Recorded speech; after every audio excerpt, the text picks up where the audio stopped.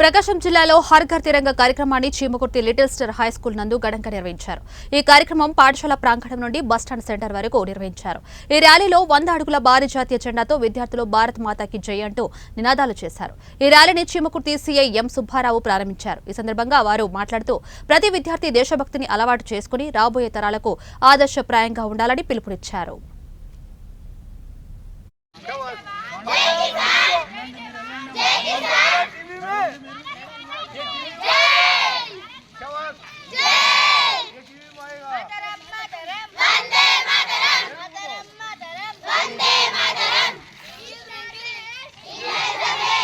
తెలుగు ప్రజలకి వచ్చిందా? హిందీ ప్రజలకు రాలేదా? మనం ఇక్కడంతా ఫ్రీగా మాట్లాడుతున్నాము, ఫ్రీగా చదువుకుంటున్నాము, ఫ్రీగా తిరుగుతున్నాము. మనకి ఇన్ని రకాల హక్కులు ఇది గతంలో లేవు. మనం గతంలో ఎప్పుడో ఇండిపెండెన్స్ డే మనకు వచ్చింది ఇయర్